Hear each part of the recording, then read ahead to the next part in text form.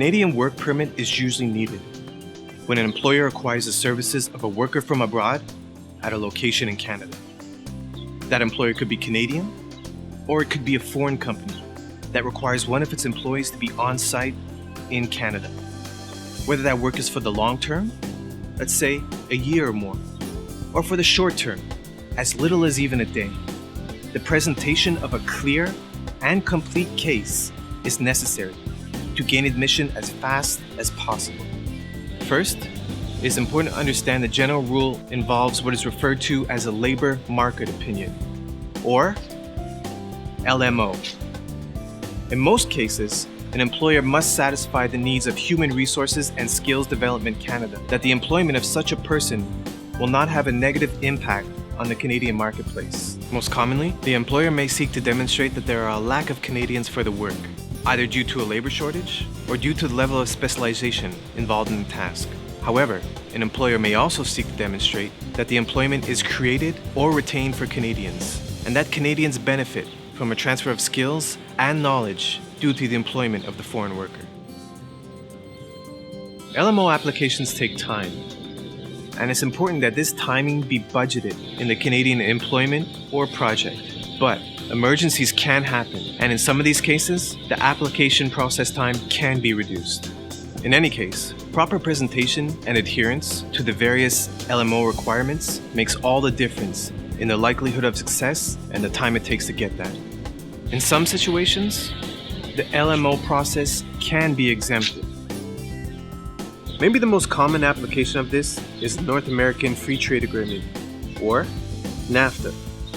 Under NAFTA, certain professionals, investors, traders, and other business persons can get a work permit without the LMO application first. Instead of a review of the labor market by Human Resources and Skills Development Canada, the border or immigration officials will review the consistency of the application with important program requirements and definitions. A well-structured application in this category could result in a work permit being issued in as little as a day in some cases.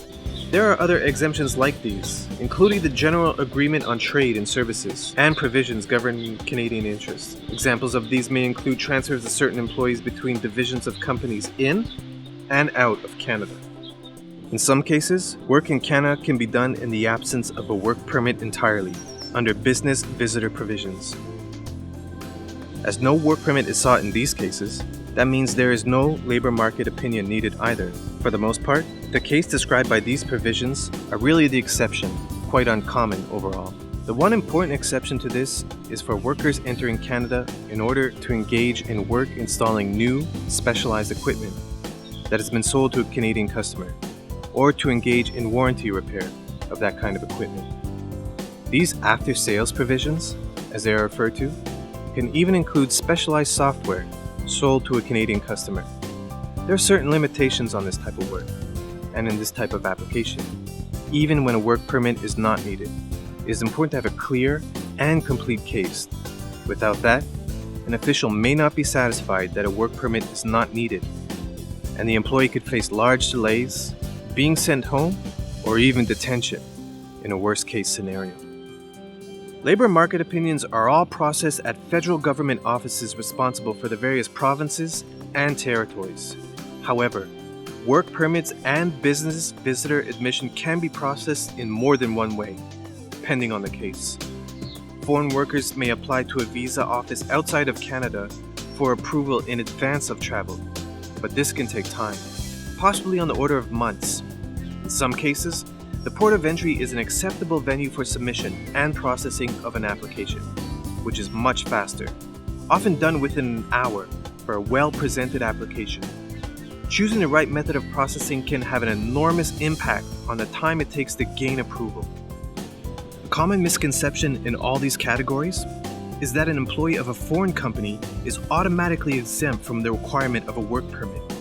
It is important to understand that the source of wage of such a worker is not the critical determinant, and work for a client or customer in Canada will most often be subject to the work permit requirement.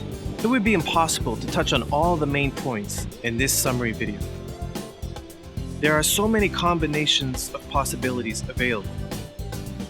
CanadaWorkPermit.com provides complete information on all the options that you have.